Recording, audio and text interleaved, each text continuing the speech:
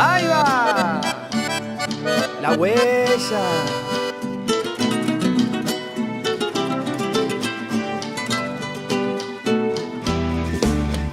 ¡Claro! Hoy vamos a conocer más de la historia de Paysandú y a dónde vamos a ir a buscar información. Al museo, al querido Museo Histórico Departamental, de la mano del profesor y el referente Alejandro Mesa, vamos a recorrer por la historia de la heroica. Bienvenidos a un nuevo programa de Por Amor al Arte. Llegamos al Museo Departamental, Histórico Departamental, a hacer este recorrido obligado que tienen que hacer todas las personas que viven en Paysandú, no solo los sanduceros, los que vivimos en Paysandú tenemos que hacer esta visita. No puede ser que vivas 7 años en este departamento y no conozcas el museo. Siempre hay una primera vez. Yo le digo a todo el mundo Está eso. buenísimo. Y vamos a descubrir de la mano de Alejandro Mesa, el profe Alejandro Mesa, que es el referente de aquí del museo y bueno, y nos va a guiar en esta oportunidad, en esta hermosa recorrida. Muchas gracias. Gracias a ustedes. Por darnos un ratito de tu tiempo. Siempre decimos lo mismo. La posibilidad de que existan ventanas que puedan difundir los contenidos vinculados a los bienes culturales de Paysandú, para nosotros siempre es un honor, un orgullo y poder, digamos, dar a conocer al público y mostrar el interés por este espacio, que es de todos, es de los sanduceros. Bueno, para nosotros ese es el cometido fundamental, ¿no? ¿Lo disfrutan los sanduceros a este espacio? Yo creo que en varias escalas sí, podría decirte que sí. Primero que nada, quienes más disfrutan de este espacio son los centros educativos, las instituciones educativas que vienen al museo diariamente. Tenemos a razón de 2 grupos, incluso 3 por día, visitando el museo, no solo de Paysandú, sino de la región, es decir, de Río Negro, de Salto, de Artigas, incluso hasta de Maldonado y de Rocha, vienen y visitan el Museo Histórico. La particularidad que nosotros le ofrecemos a estas experiencias educativas es que trabajamos mucho la mediación. Esto es no abordar el museo desde el punto de vista expositivo, ¿no? Es decir, vienen los chicos y hay un guía, entonces hay una verborragia de información y de contenidos que por lo general lo que termina haciendo es aburriendo a cualquier persona, ¿no? Entonces trabajamos mucho la parte de juegos, la parte lúdica, para que digamos, justamente los usuarios tengan un acercamiento, una perspectiva distinta, ¿no? Hacemos juegos didácticos, también trabajamos mucho el tema de la recreación, la teatralización, cacerías, hojas de ruta para recorrer las salas y encontrar por ellos mismos los contenidos vinculados asociados a la historia. Entonces eso hace muy divertido, hace muy entretenido la experiencia de visita al museo, ¿no? O sea, tratamos de que no sea una visita fría y despersonalizada y estandarizada, sino todo lo contrario, que sea una visita singular, una visita particular, y cada caso es distinto y nosotros le ponemos ese énfasis a todos los visitantes, ¿no? ¿Por qué el museo está acá, en esta casa? Bien, esa es una pregunta sumamente interesante que no se ha hecho mucho en realidad. Para contarte un poquito de historia, ¿no? El Museo Histórico Departamental se inaugura allá por el 18 de julio de 1976. El hogar de este primer museo es el Círculo Napolitano. ¿Ah? Ese fue el hogar inicial de este museo. Pero la idea de museo en Paysandú ya venía desde principios del siglo XX, ya había un interés, un atractivo por tener un espacio que fuera el espacio mediador entre la historia, ¿no?, de la comunidad y el pueblo en sí, ¿no?, la sociedad sanducera, pongámosle. Pero por determinado tiempo va a funcionar en ese espacio y hasta el año 89 va a serlo así, cuando se traslade a este edificio que se conocía como Casa del Espíritu de Paysandú, Aquí, en este espacio, en este edificio, tuvo múltiples usos históricos.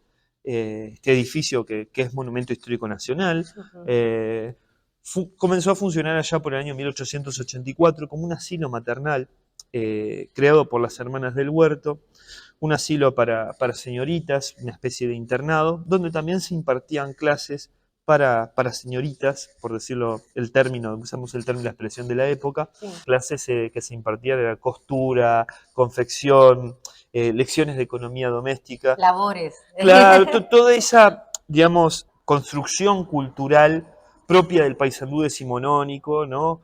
Vinculada con esa concepción patriarcal, ¿no? Obviamente. Entonces, esa educación, ¿no?, que se impartía acá era un poco el reflejo de lo que se pretendía socialmente de la mujer en ese entonces.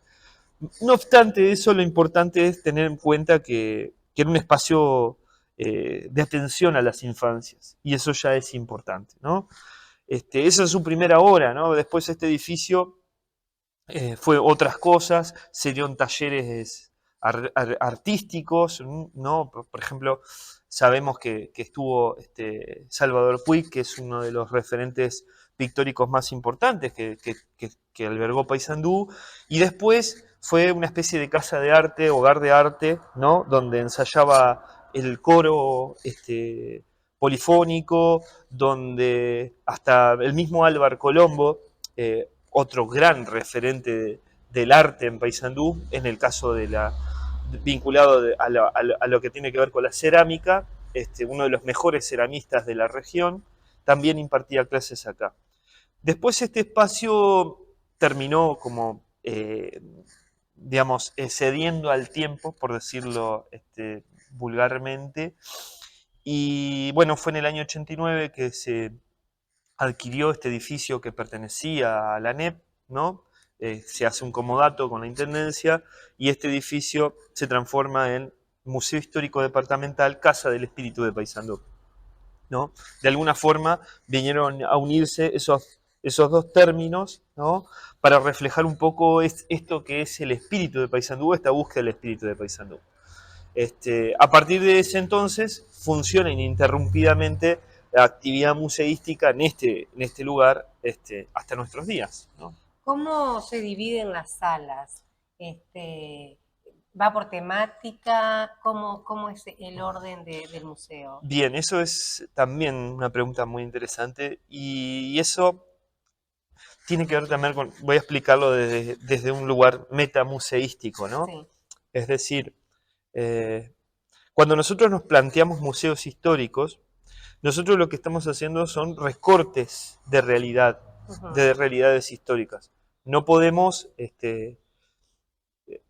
muy difícil condensar 260 años de historia o más, En espacios. en espacios, ¿no? Entonces, el juego, la dinámica de los museos es tratar de mostrar esos recortes, esos fragmentos de la realidad y tratar de que funcionen como un contenido en sí mismo y que permitan, bueno, generar en el visitante un atractivo y a la vez también un contenido importante, ¿no?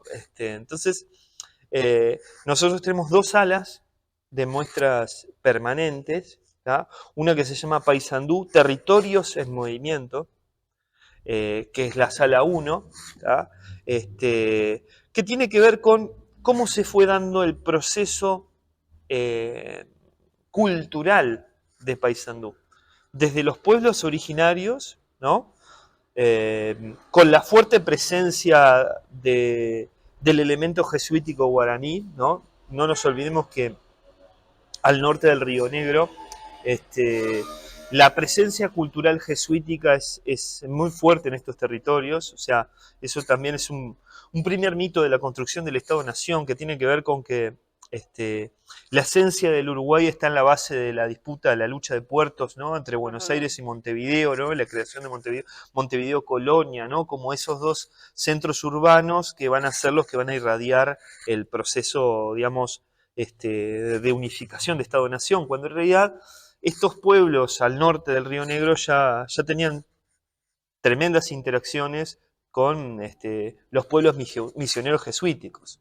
Entonces, por eso la toponimia, ¿no?, de estos territorios al norte del Río Negro, ¿no?, Canhue, Quehuay, ¿no?, incluso la misma palabra Paysandú, aparentemente son de procedencia guaranítica, y eso tiene que ver con la fuerte presencia jesuítica guaraní en estos territorios, ¿no? Claro.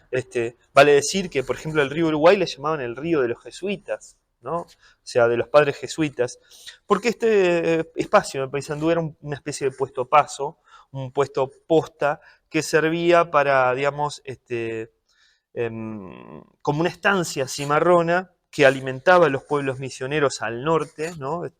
Estos pueblos que hoy se pueden encontrar en Misiones, en partes de Brasil, además estos testimonios, ¿no?, de estas poblaciones, de esta cultura, de esta mixtura entre lo indígena y lo religioso por parte de los jesuitas, ¿no?, que da para Sí.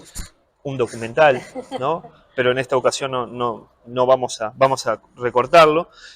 Y pasando de ese territorio, ¿no?, en el que se va conformando Paysandú, hasta llegar a ser ciudad, ¿no? Por eso territorios en movimiento. ¿Cuáles son los territorios en movimiento? Bueno, son los procesos culturales que van haciendo que Paysandú pase de ser un territorio, vamos a suponer, de dominación jesuítica, para luego pasar a ser un territorio vinculado con Yapeyú, digamos, con un pueblo de indios, como decía Dámaso Antonio Larrañaga en 1815, para pasar a ser en determinado momento ni más ni menos que la capital de los pueblos libres, ¿no?, Villa Purificación, que se instalan en el departamento de Paysandú, ¿no?, para luego proponerse a sí misma como Villa Lecoriana de Paysandú, ¿no?, o sea, rindiendo pleitesías al invasor portugués, digamos, pero en realidad en esta búsqueda de autoafirmación, ¿no?, de ser sanducero, ¿no?, esta búsqueda de siempre de que desde lo local, ¿no?, aprovechar la coyuntura del poder, ¿no?, y aliarse con ese poder, pero por un sentido de autoafirmación, ¿no? Hasta esa visita de Arsenio Isabel de 1833, que el diario de viaje que habla de que Paysandú, visto de la distancia, no parece gran cosa, es un pueblito, unos ranchos, pero después Arsenio Isabel comenta que entra y ya podría denominarse ciudad, porque era pujante, porque habían curtidoras, habían artesanos dedicados a la obra, habían ya edificaciones, ¿no? En 1833, ¿no? O sea, ya los inicios de la vida cívica, ¿no?, y republicana, ¿no?, y ahí Paysandú tenía empuje, ¿no? Y después, digamos, en estos contextos de conformación de las divisas políticas y estas luchas fratricidas que se dan, ¿no?, en el siglo XIX, que van a ser muchas, ¿no?, y que, digamos, el punto culminante de estas luchas es en 1864, el sitio de Paysandú, ¿no? Entonces, ¿cómo contar toda esa historia, ¿no?, con la particularidad de los objetos, además, ¿no? Por eso digo lo metamuseístico, ¿no? Eso para hablarte de territorios en movimiento como la Sala 1.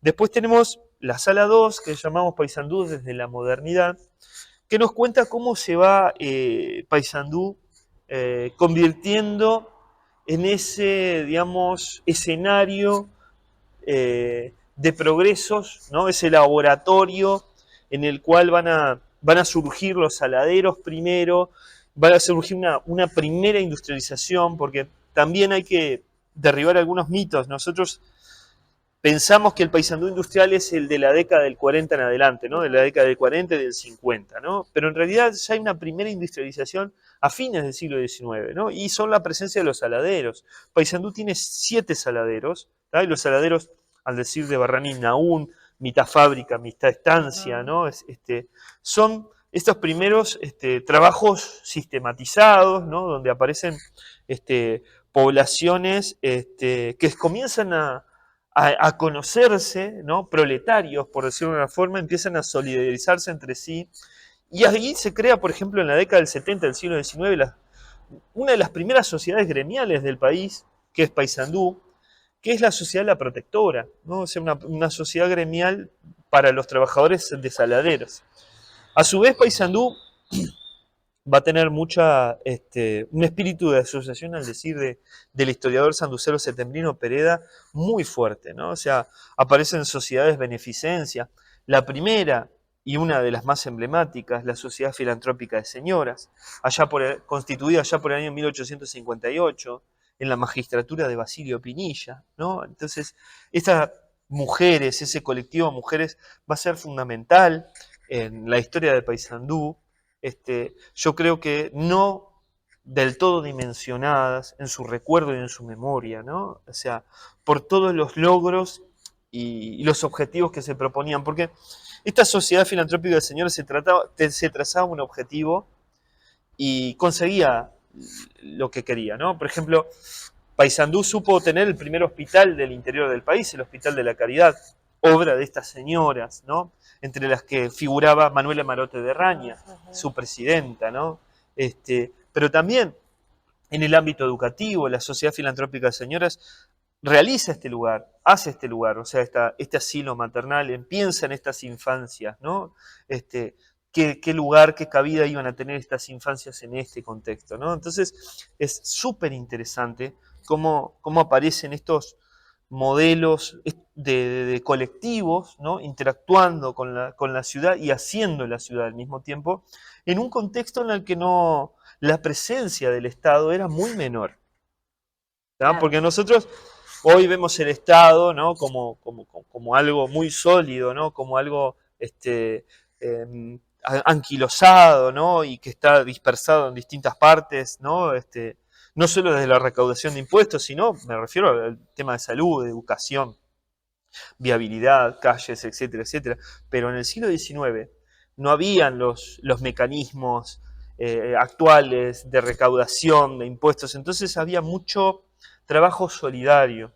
Entonces, ¿cómo contarte eso en el museo, no? Ese es el desafío. Ese es el desafío, eso es lo que nosotros proponemos. Y también, de nuevo, de hecho, viste, como decíamos al principio de esta nota, esta casa era una especie de asilo maternal que se encargaba de impartir educación a las mujeres. También vemos cómo en el siglo XIX, a fines del siglo XIX, principio del XX, se van dando ese modelo de construcción cultural de la mujer. Y trabajamos mucho el tema de la vida cotidiana, ¿no? Eso también es importante para nosotros, la intencionalidad de los museos. Los museos históricos podrían hablar de los héroes, ¿no? Podrían hablar de las proezas, de las hazañas, pero también los museos históricos pueden hablar de los aspectos del pasado que tienen que ver con la intimidad de ese pasado. ¿Para qué? Para vernos en ese espejo. ¿Cuánto hemos cambiado? ¿Cuánto hemos evolucionado? ¿Cómo interpelamos ese pasado? ¿no? Entonces, en ese sentido, tiene un criterio vital la presencia. Para contar la historia desde otro punto. Desde otro punto diferente. Porque viste que siempre cuando te cuentan la historia es el que gana, el vencedor, el varón, sí. esa mirada, ¿no?, más masculina. Y ahora lo que vos me venís planteando realmente me asombra y me atrapa. La importancia de la mujer también en Paysandú, que el rescate que se hace precisamente en el museo. Sí, exactamente. La idea es, y eso no, es no menor, eso tiene que ver con una cosmovisión, una concepción, un sentido, es trabajar desde el museo pensando en grupos sociales que no han sido del todo visibilizados. ¿tá? Bueno. Y eso es una intencionalidad de nuestra parte, ¿no? O sea, y eso contribuye a la democratización también, y democratización de la historia, ¿no? Porque la historia no es justamente solo de los ganadores o de los perdedores trágicos, ¿no? Sino que la historia es de mujeres, hombres y niños que viven su vida y hacen la historia sin saber que la están haciendo. ¿Me explico? Entonces, para nosotros era importante tener esto presente, ¿no? O sea, conocer también esas realidades de la vida cotidiana que van impregnando y van dando sentido, digamos, a las prácticas culturales, por decirlo de alguna forma, ¿no? Entonces, por ahí va este juego de de mostrar este Paysandú desde la modernidad y ver que la modernidad no solo ha sido progreso material, sino que también la modernidad han sido cambios culturales, transformaciones culturales profundas, ¿no? En este proceso, nosotros también en ese sentido, por ejemplo, metodológicamente trabajamos mucho con un historiador que nos parece bisagra en el Uruguay, y que es José Pedro Barrán, ¿no? José Pedro Barrán me escribe allá por la década del 90, principio de los 90, un libro sumamente importante para el Uruguay, que es Historia de la Sensibilidad en Uruguay. Un poco retomando el pensamiento de Michel Foucault y de la escuela francesa de las mentalidades, de la historia de las mentalidades, ¿no?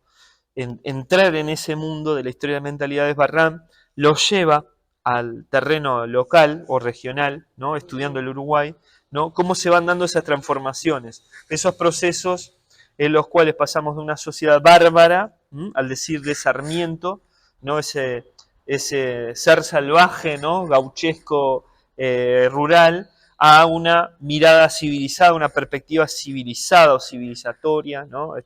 Ese pasaje que se da, que Barrán lo plantea en el eje cronológico de 1860.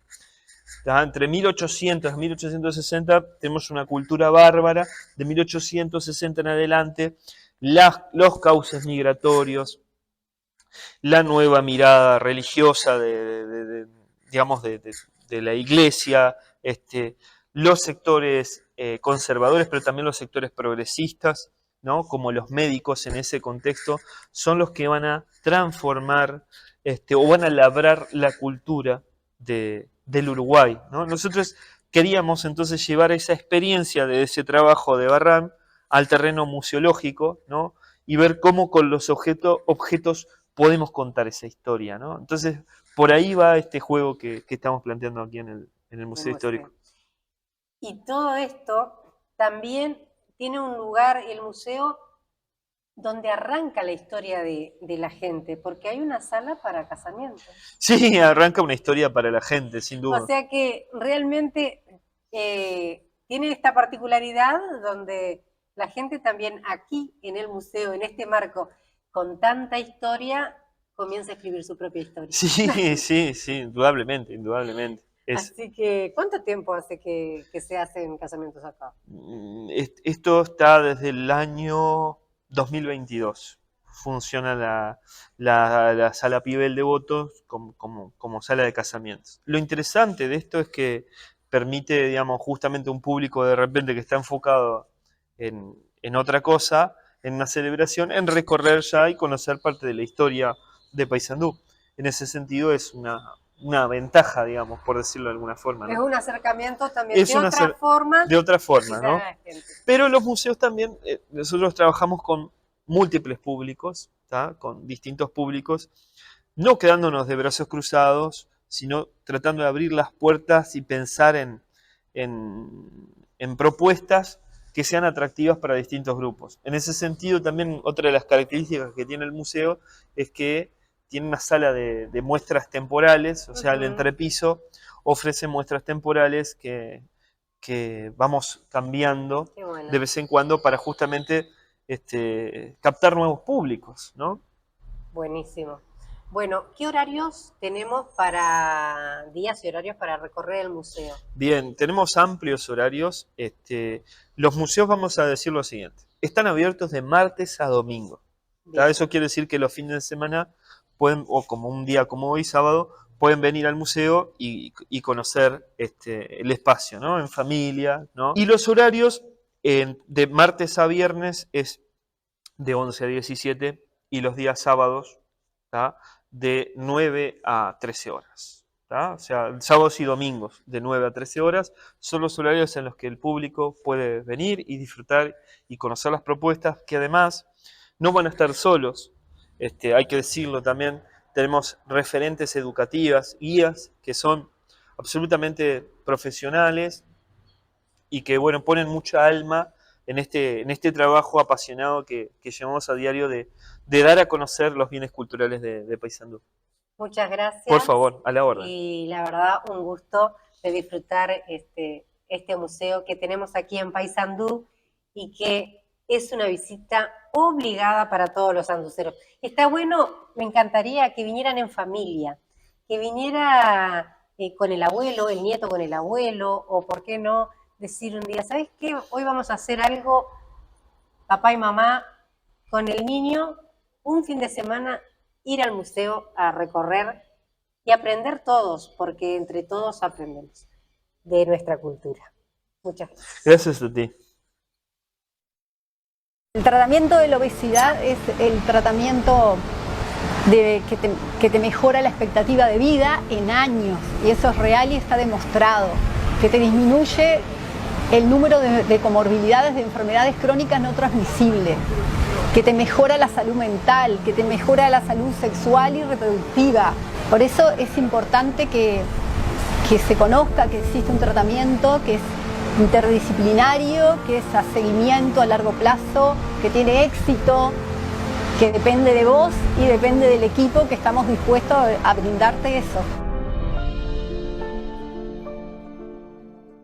SEGA, instalación, reparación y mantenimiento eléctrico, heladeras, aire acondicionado, cocinas eléctricas, calefones, electrodomésticos en general. Instalaciones eléctricas domiciliarias y de obras. SEGA, presupuestos sin cargo. SEGA, refrigeración, electricidad. Técnico responsable, Sebastián Martínez. 098-273-617. 098-273-617. Stilo, peluquería unisex, regalería, billutería, boutique. Stilo, peluquería unisex. 099 46 82 29. 099 46 82 29. Estilo, peluquería unisex. Portal 88 trae planes para vos. Membresía, combos, paquetes. Agenda tu turno en el 092 708 397. 092 708 397. Portal 88. Esperemos que este programa sea motivo para indagar más sobre la historia de Paysandú, sobre lo que pasó y analizar la manera en que nos cuentan la historia. Busquemos más para conocernos, nuestras raíces, para conocer más un poquito de esta esencia que se tiene aquí en Paysandú. Los invitamos también que sigan nuestras redes. Saben que nos pueden encontrar en YouTube, así, por Amor al Arte. En Facebook también, por Amor al Arte. Y en Instagram, por _amor_al_arte4. Nos reencontramos el próximo jueves aquí en Canal 4, como todos los jueves. ¡Ahí va! La huella.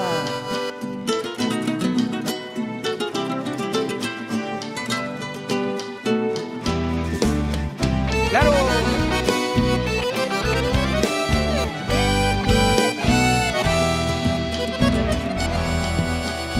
Llevo este canto del alma, puro y campero en la voz, de peña y de serenata, mi pueblo es una canción. Permiso, quiero contarles, soy sanducero, señor. Soy guitarrero en quebracho, acordeonista en guichón, bombista de Cerro Chato, bohemio y trasnochador. Recuerdo me soy piñera, noche de luna y fogón, soy de la heroica, señores.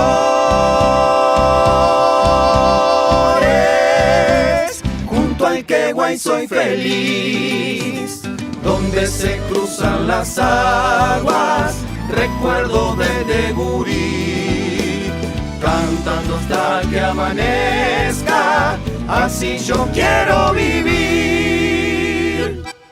Otra vez. La huella.